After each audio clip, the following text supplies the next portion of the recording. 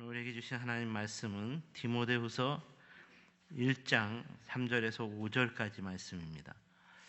디모데후서 1장 3절에서 5절까지 말씀, 우리 함께 한 목소리로 함께 읽겠습니다. 시작. 내가 밤낮 간구하는 가운데 쉬지 않고 너를 생각하여 청결한 양심으로 조상적부터 섬겨오는 하나님께 감사하고 내 눈물을 생각하여 너 보기를 원함은 내 기쁨이 가득하게 하려 함이니 이는 내 속에 거짓이 없는 믿음이 있음을 생각함이라. 이 믿음은 먼저 내 외조모 로이스와 내 어머니 유니게 속에 있더니 내 속에도 있는 줄을 확신하노라. 아멘. 오늘은 신앙은 유산이 되어야 합니다 라는 제목으로 말씀의 은혜를 함께 나누겠습니다. 지난 주일 청년부 헌신 예배 가운데 우리 성전사님이 전한 설교의 주제가 신앙의 유산이었습니다. 모세의 신앙이 여호수아에게로 잘 계승되었다면 신앙의 유산이 잘 계승된 것입니다. 하지만 여호수아 이후로 이스라엘 공동체가 사사시대라는 영적인 암흑에 빠지게 된 것은 신앙의 유산이 잘 계승되지 못했기 때문이었다는 슬픈 교훈을 주는 것이었습니다. 이런 차원에서 신앙은 유산이 되어야 한다는 말입니다. 오늘 본문에서도 사도 바울이 디모데와 에베소 공동체에게 전하는 서신서에서 바로 이런 주제를 가지고 도전하고 있습니다. 이에 대하여 본문 5절 중반부 말씀을 보시면 좋겠습니다. 이 믿음은 먼저 내 외조모 로이스와 내 어머니 유니게 속에 있더니 내 속에도 있는 줄을 확신하노라. 이는 디모데가 가진 믿음은 외조모에게서 어머니에게로, 어머니에게서 디모데로 유산된 것이었다는 말입니다. 디모데의 신앙은 3대에 걸쳐 유산된 것이었습니다. 사랑하는 여러분, 우리가 자녀들에게 남겨주어야 할 유산 중에 가장 중요한 유산이 신앙의 유산이라는 것을 잊지 말아야겠습니다. 하나님께서 아브라함에게 약속한 축복은 신앙의 유산을 그의 후손들에게 물려주는 것으로 성취되었습니다. 아브라함이 많은 돈과 재물을 유산으로 물려주어서 이삭이 성공했고 그러므로 야곱이 더 큰 부자가 되었나요? 그래서 요셉이 애굽의 총리가 되었다. 성경이 이렇게 증언합니까? 그렇지 않습니다. 아브라함의 믿음을 본받아 순종한 이삭의 믿음이었고 이로 인해 야곱이 뒤늦게나마 깨닫게 된 믿음으로 계속되어지는 요셉의 믿음으로 유산된 결과로 얻게 된 하나님 약속의 성취였다는 말입니다. 이런 차원에서 성경은 한결같이 인간이 후손들에게 남겨주어야 할 가장 값진 유산은 신앙이라고 말합니다. 여러분이 여러분의 후손들에게 돈과 재물과 부동산을 유산으로 남겨주는 것보다 더 값진 유산은 신앙의 유산이라는 말입니다. 오늘날 우리 주변에 돈과 재물을 유산으로 받기 위해 혹은 유산으로 받은 후손들 간의 다툼과 분쟁이 끊이지 않아 형제의 연을 끊어버리고 부모 자식 간의 관계까지도 끊어버리는 폐륜적인 사연들이 얼마나 많습니까? 성경은 우리가 자녀들에게 남겨주어야 할 유산은 돈과 재물이라고 말하지 않습니다. 성경은 예수 그리스도를 믿고 의지하는 삶, 하나님의 말씀을 듣고 순종하는 삶을 자녀에게 가르쳐 주어야 한다고 말합니다. 이를 종합하면 신앙의 유산을 주라는 것입니다. 그러므로 오늘 본문에서 사도 바울도 디모데와 에베소 교회에게 이렇게 신앙의 유산을 남겨주는 삶을 살아야 한다고 도전하기에 이르게 된 것입니다. 그렇다면 왜 신앙의 유산을 주는 삶이어야 할까요? 첫 번째로 신앙의 유산을 받는 삶은 항상 하나님께 감사하고 기쁨이 가득한 삶을 살게 되는 것이기 때문입니다. 이에 대하여 오늘 본문 3절과 4절을 보시면 좋겠습니다. 내가 밤낮 간구하는 가운데 쉬지 않고 너를 생각하여 청결한 양심으로 조상적부터 섬겨오는 하나님께 감사하고 내 눈물을 생각하여 너 보기를 원함은 내 기쁨이 가득하게 하려 함이니. 이 말씀에서 신앙의 유산을 받은 자로서 디모데의 삶에 대하여 바울은 이렇게 표현하고 있습니다.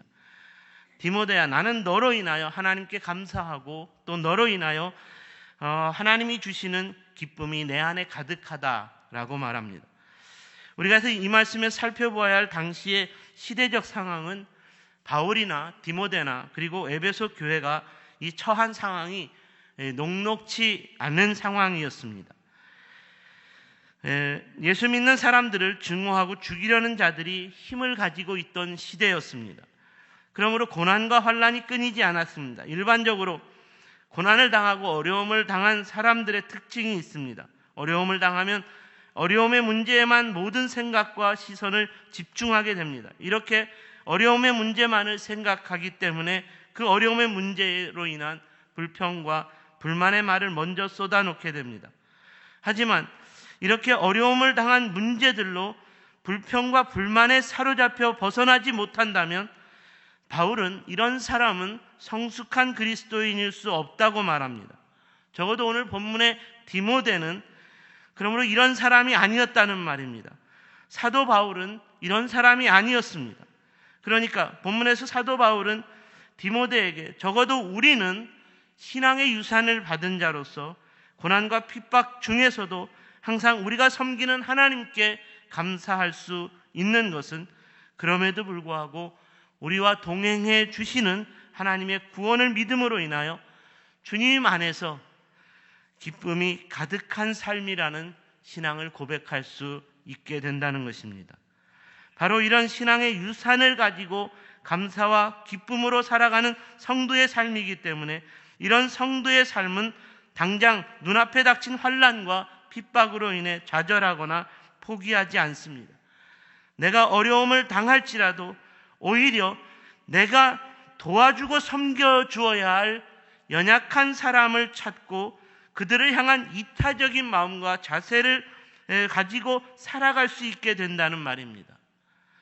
여러 가지 인생의 복잡한 문제 가운데에서도 내가 왜 이렇게 살아야 하느냐 회의가 아닌, 그럼에도 불구하고 우리가 어떻게 사는 것이 주님 안에서 잘 사는 것인가에 대한 성숙한 질문으로 도전적인 삶을 추구할 수 있어야 한다는 말입니다.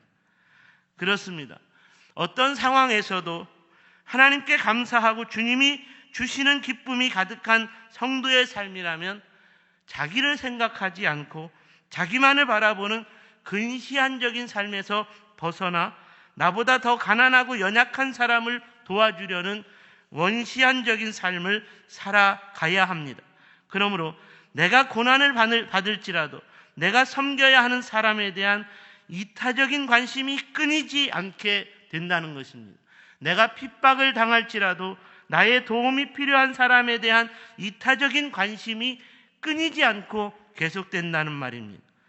성숙한 성도의 삶은 항상 내가 아닌 우리를 위한 이타적인 관심 속에서 헌신과 희생과 수고와 섬김을 찾음으로 말미암아 그것이 끊어지지 않는 참된 예수 제자의 삶이라는 말입니다. 이렇게 성숙한 성도의 삶을 살아갈 수 있게 되었다는 것은 다윗처럼 바울처럼 그리고 오늘 디모데처럼 우리 모두의 삶이 항상 하나님의 구원하심 안에서 이루어진 약속과 축복의 삶이라는 거룩한 신앙의 유산을 계승하며 사는 삶이기 때문에 가능한 삶일 것입니다.